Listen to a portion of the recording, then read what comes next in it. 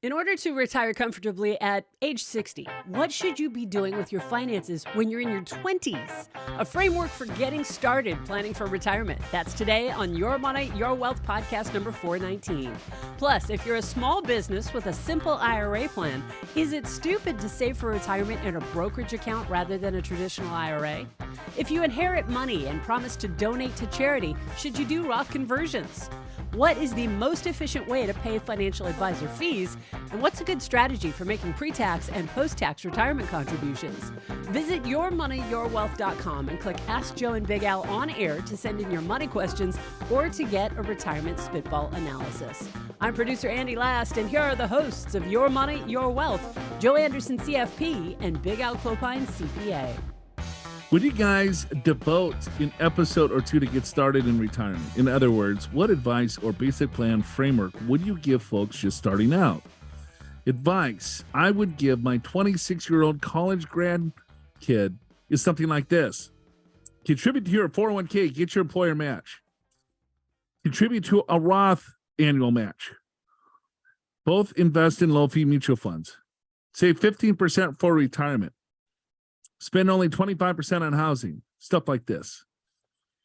Okay, you already did it. Done. There you go. So this is an email to Andy. This is probably not an email we should read. We should probably come up with a show, talk about the things that he wants. Well, here's versus me just reading it cold and saying, "Oh." Here's what I'm going to say. I actually like the concept, Mr. Anonymous. But don't we have? I did a. What did I do, Andy? I did something. You'd have to be more specific. I did a webinar, or there was a video of something of investing in your 20s. Yeah, but let's do a TV show. I think let's do that. That'd be a good topic. All right, instead of rehashing all the ones we do. Sure. Yeah, check the vault there, because I know I did something. All right, you got it. Anyway, but in the meantime, the next question actually rolls very nicely from this one. Got it. Okay. But yeah, I think. Yeah, we could definitely put some content together there, but yeah, it's pay yourself first and foremost, right? So here's kind of the rules of saving, in my opinion, is that you go to the 401k until the match, right? Okay. You look at your tax bracket. My personal favorite is always go Roth IRA to the match. Sure. If they don't have a Roth option, you go pre-tax to get the match, because then of course you get free money. Yep. And then from there, if you want to save more, then I would open up a Roth IRA and fully fund the Roth. If I want to save more, then I go back to the 401k and I fully fund the 401k. If I want to save more, then I start opening up a brokerage account and I start funding that. And if I want to do more things after that, then I would look at converting and saying, okay, well, what tax bracket am I in? Am I fully funding the 401k? Is there ways that I can get money out of it? Do I have after-tax components in the overall plan? Then you can get a little bit more, I guess, creative. Yeah. Do you want to say 15%? Ideally, we want to say 15% of net, not gross. Right. I would say even 20%. 20% of gross is probably a decent number. And then you would want to look at increasing that number by 1% per quarter. Yeah, because there's no 26-year-old that's going to start saving 20%. They'll probably save 3, if that. Right. So the next year's 4, or maybe it's 6, or next year's 7, 8, 9, whatever. Work their way up to 20%. Right. Or just try to do it quarterly too.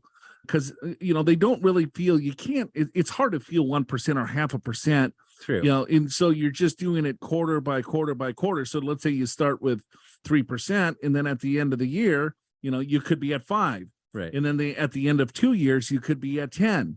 And so, doing it gradually or slowly, I think, is a great way to go. Or you could even do it monthly. Yeah, you could. Or you could wait till you get a raise, and instead of banking all that money or spending all that money, then maybe you take a third of it, but the other 2/3 invest in your 401k. Yep.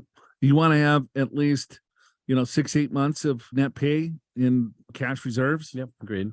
I think 25% of housing. What's your rule of thumb there? Well, it doesn't work in California, I'll tell you that, because housing and rent's too expensive. So I don't know that there's an exact percentage, but probably 30. I'm probably comfortable with 30, or maybe even a little bit more. 30 of gross or 30 of net? 30 of, well, that's a good question. Probably net.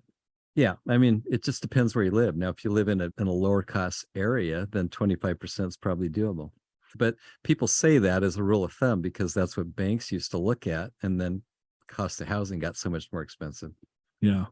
Yeah, it is absolutely crazy to, Al and I live in Southern California, San Diego, and it's almost impossible to buy in here. Yeah, especially, can you imagine if you're in your 20s trying to buy a home right now? No, it'd be crazy. right. I mean, in your 30s or 40s trying to buy almost a home. Impossible. Yeah. It's like, oh my God, a decent home is a couple $1 million. Like, Yeah. This is stupid. Yeah. I don't want anything to do with this. All right. Hope that helps. We'll keep it going. We'll do some more stuff like this. Whatever. You guys let us know. Let Andy know what you want, and we will get her done. We got Michael, 24, from Birmingham, New York. Binghamton. Oh, Binghamton. Hey, Big Al, Andy, and Joe. Currently sitting in a Burger King drive-thru, debating on whether to get a Whopper Junior or a regular Whopper. It's too hard to choose. Okay. All right. We got the context now, right? I love it. Yep. Anyway, I just started listening to you guys in January of this year and love listening to Big Al throw the hammer down on Joe when it comes to those complicated Roth 401k questions. I'm 24 currently.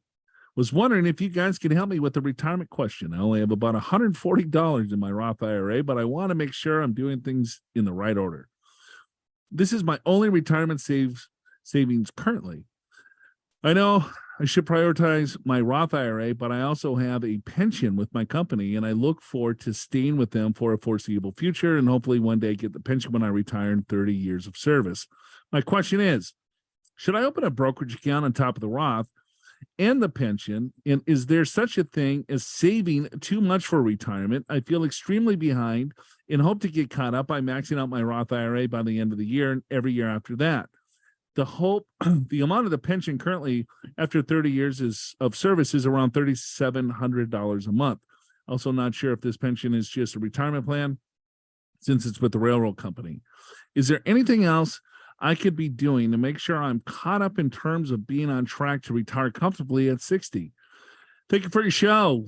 Love listening to it while I'm doing my private goat yoga sessions. Oh. I drive a 2017 Ford Focus, have no pets. However, I'm definitely a cat person. I also love to drink some Mick Ultras while fubbling all of my shots on the course with my buddy Keith. All right. Okay. Cool. Well, this does kind of dovetail into our last question. 24 years old. Well, Michael, I'll tell you one thing right now. You're not way behind. You're probably in the top 1% that you're even thinking about retirement at age 24. So there's plenty of time to catch up. Yeah. So he's going to fully fund the Roth. Is there such a thing as saving too much for retirement? No, there's not. However, I would say this: you want to make sure you have an emergency fund, right, before you load up. Roth IRAs are always a great idea when you're young because you're usually in lower tax brackets, but make sure you have 3 to 6 months of emergency funds, or as you just said, Joe, 6 to 8, doesn't matter, whatever you're comfortable with, but make sure you have something so that if you have a flat tire or something like that, you don't have to dip into your credit card. So a couple of other things too. When you fully fund a Roth IRA, if something happens, right, you can always have access to those dollars. We don't really encourage people to open up a Roth, take raid from it the next year. Right. But you could. You could. Your contributions, not your income or earnings, but your contributions. So Michael puts in $6,000 this year, puts in $6,000 the following year. Something happens, he needs 10 grand. Well, he has 12,000 of free cash flow from that because those are all after-tax contributions or FIFO tax treatment. So, sure. Yeah, you can never save too much for retirement.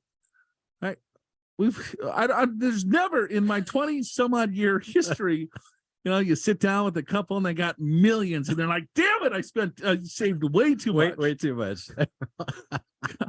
Now, what all that means is that you're more flexible, right? You can retire earlier if you want to.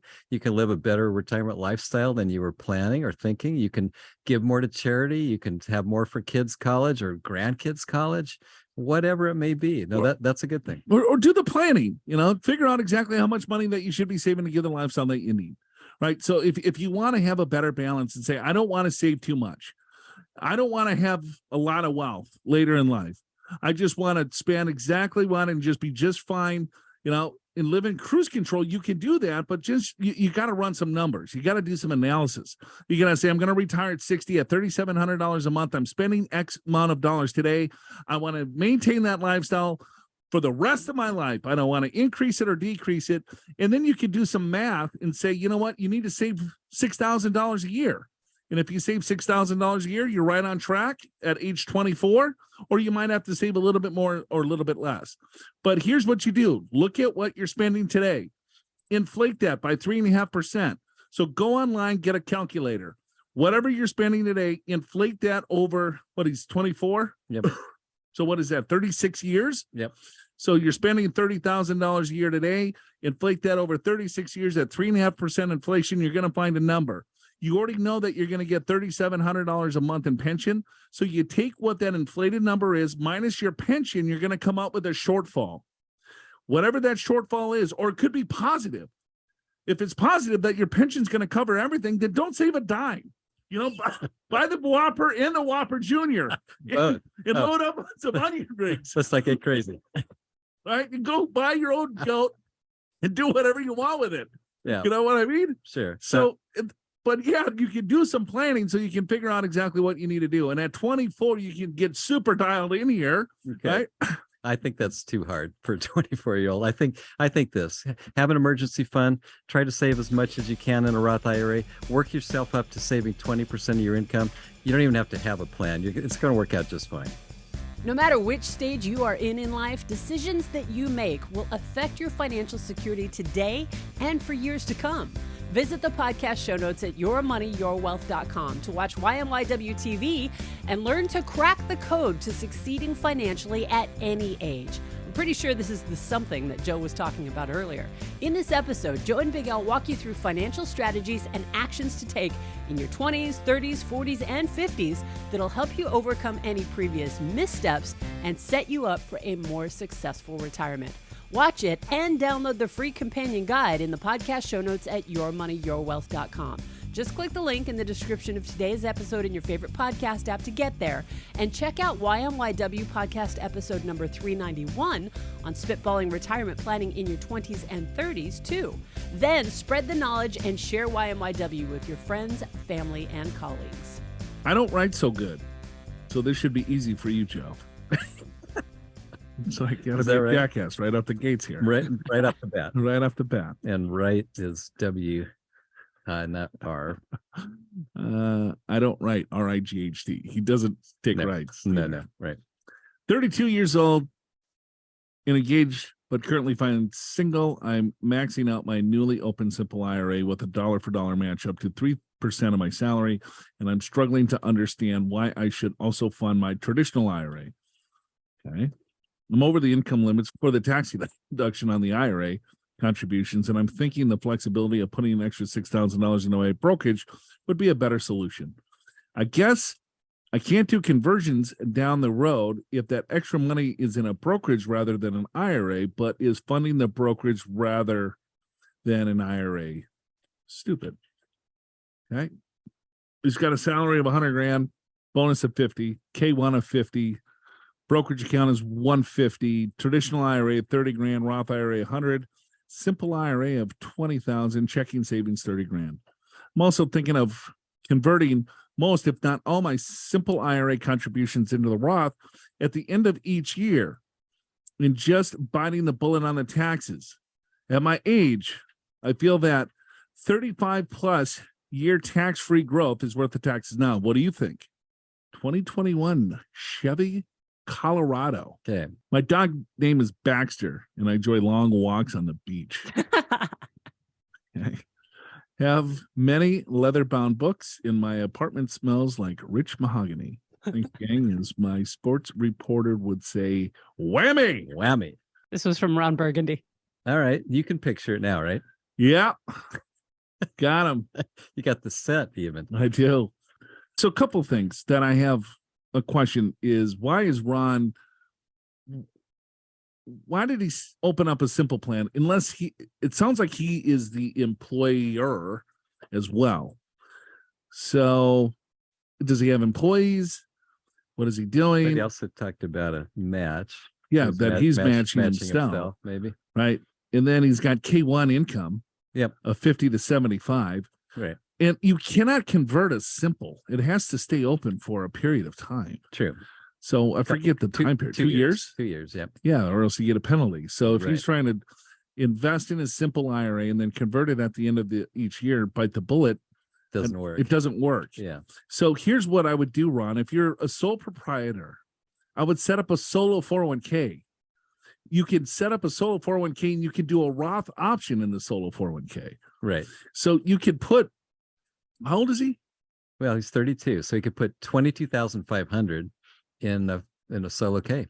Right. 22,000, and then you could also put probably another, I don't know, depending upon the profits, maybe that's 75 K1. to 50,000. So 20% of that, Yeah, 10 grand. yeah, call it another 10 if you want to. Right, and that could be pre-tax. Yep.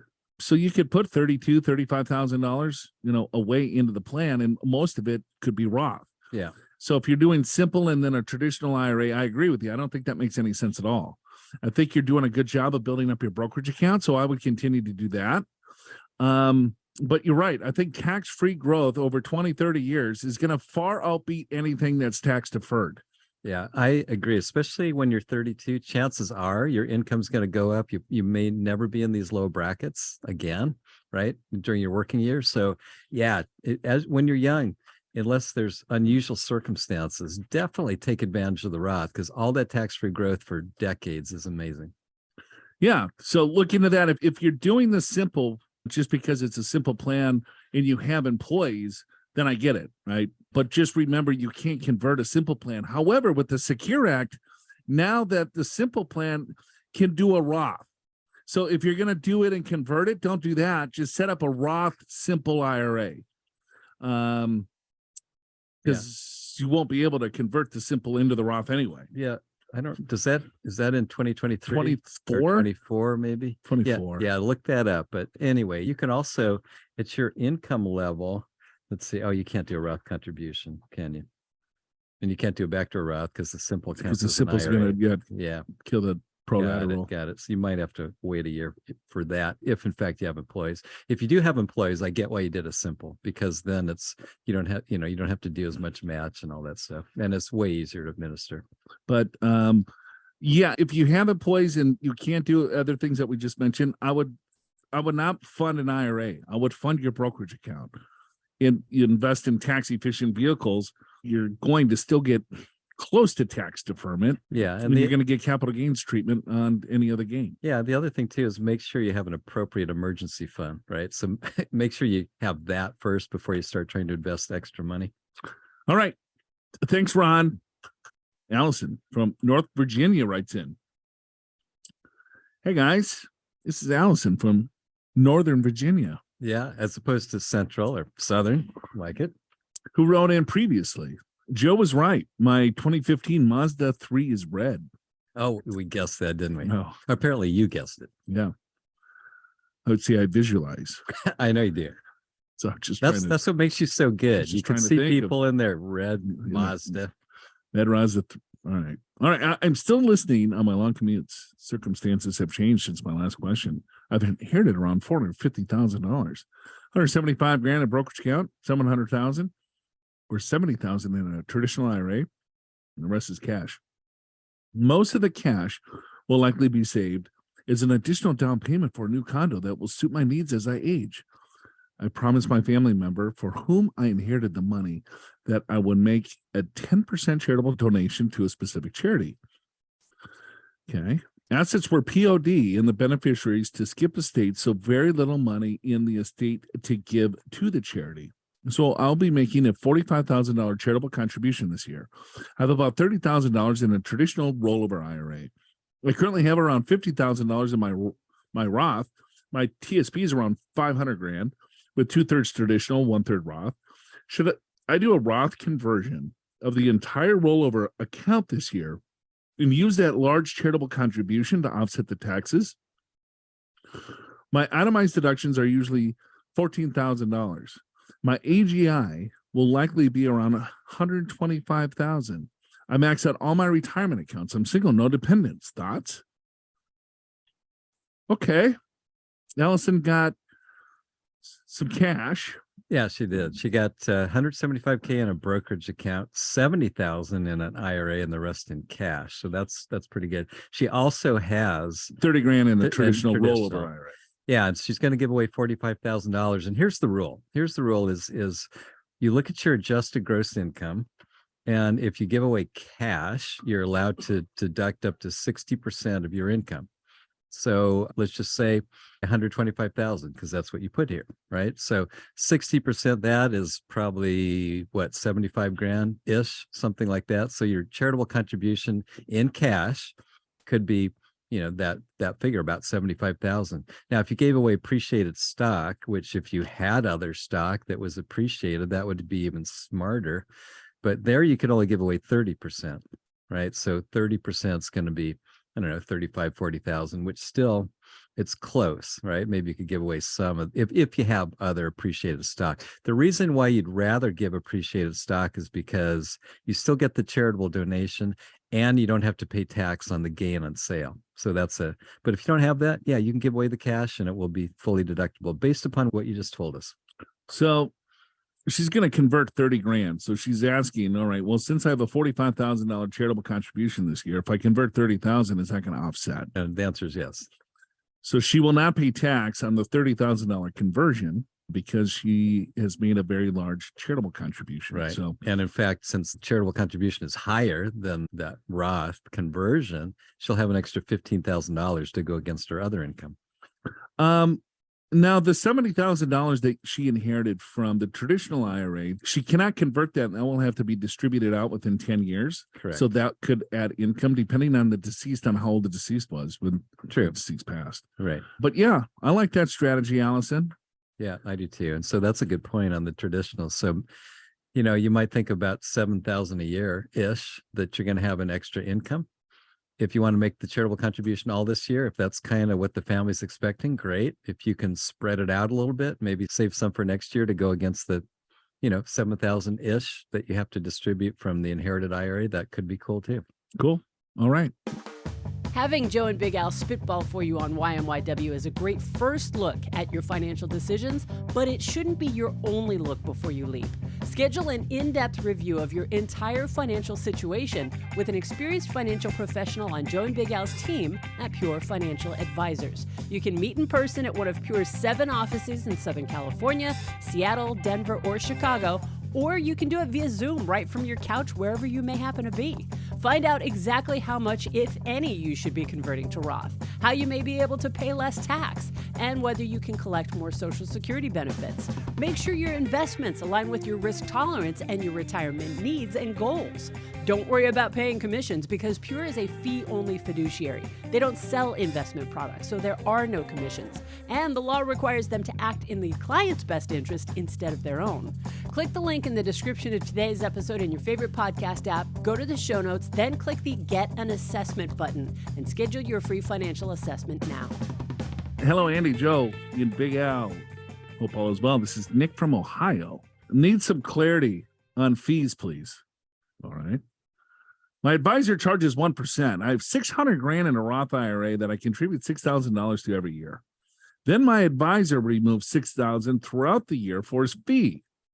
Question: is this the most advantageous of effective way to pay for advisor's fees? It seems to me that I would like to write a check to him while keeping the Roth dollars and or shares alone working in my account to continue the time value of the Roth investments rather than removing them for fees. It just seems like we are exchanging one for the other. Do advisors only pull the cash in the account? This could be a reason that he keeps a portion of my Roth dollars in cash for his fees. Can I even write a check?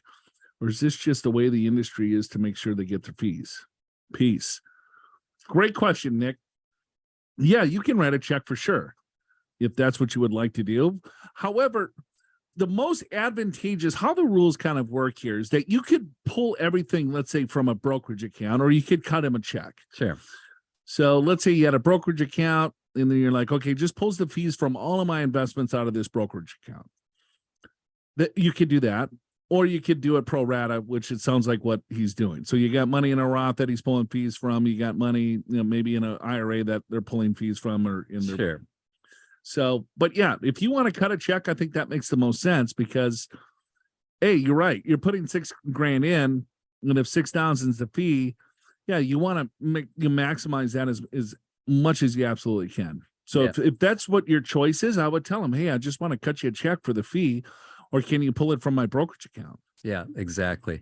And I would say it this way: when it's a Roth IRA, you want to pay the fees outside of the retirement account. If it's a regular IRA, I would actually pay the fees inside the account, because you don't have to pay tax on the fee. That's right. And basically you're reducing that account, which is not tax favored compared to your brokerage account. So I would look at it that way.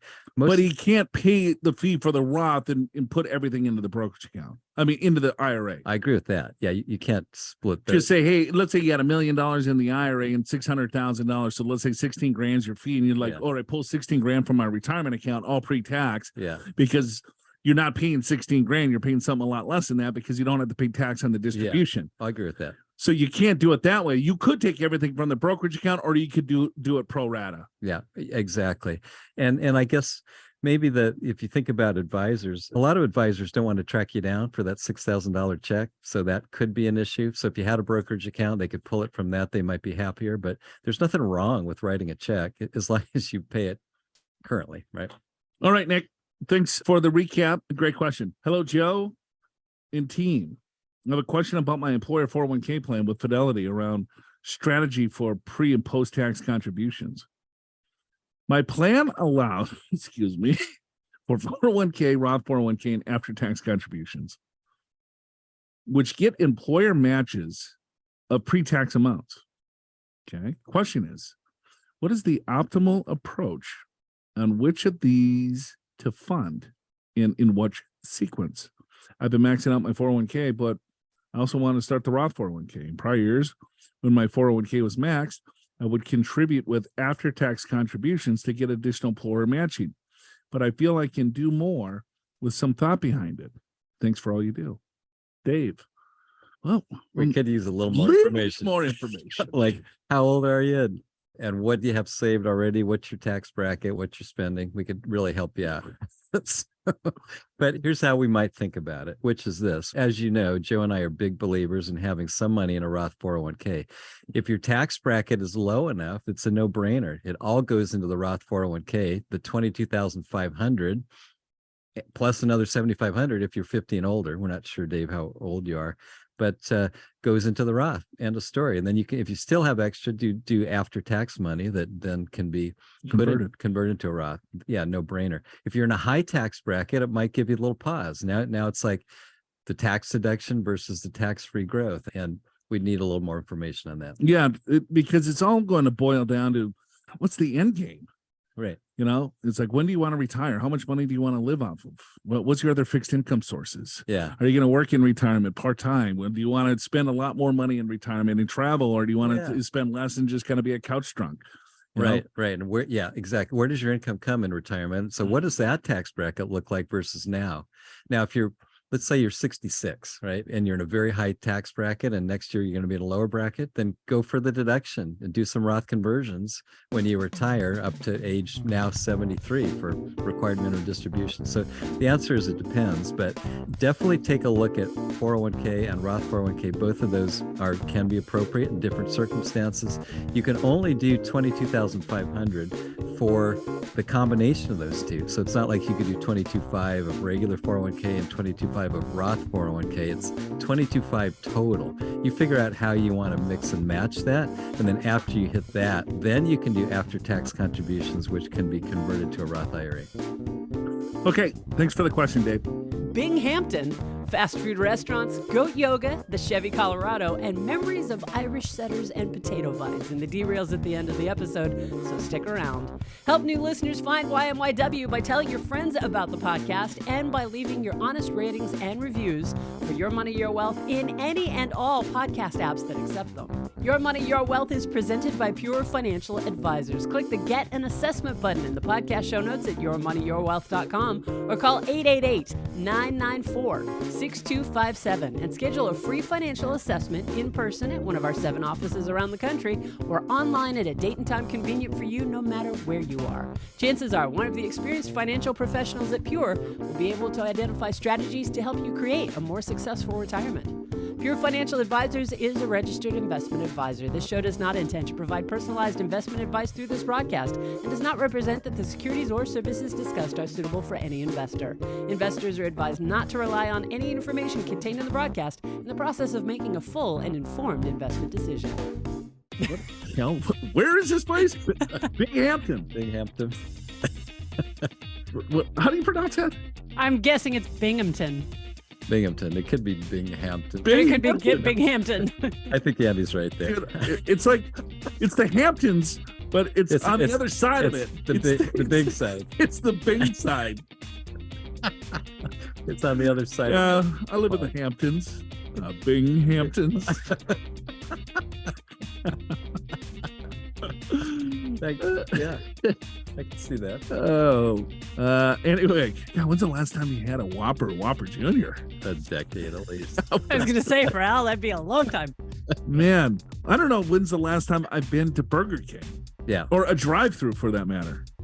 Remember, Yeah. like fast food restaurants would have like playgrounds, Yeah. Oh yeah. and then people would actually go in and sit down and have like a family dinner. Yeah. We did it with our kids many years ago. Really, you bring them to McDonald's and you would sit inside? Yeah, because you sit there so they can play in the play structure. Oh, got it. With the balls. Love the balls. Probably not good for personal hygiene or whatever, but they love the balls. You know, I happened to see this and I'd never heard of that. I Googled it. It's you Googled private goat? What the hell? it's a thing. No, I Googled. Why are you Googling private goat yoga? Because I like yoga and I thought this is what's he referring to? It's actually you do yoga with goats climbing all over you. You're gonna have to try it. It sounds interesting. Look at the pictures. Sounds sick. They're doing a tabletop and they're doing a down dog with a goat on top of them. Oh God. Big car. Chevy Colorado or Silverado? Yeah. Is there such a thing as a Chevy Colorado? Looking it up. Hold on. Yes, it's a pickup truck. I think so. Oh, it's not even a car. I was off. It's a pickup.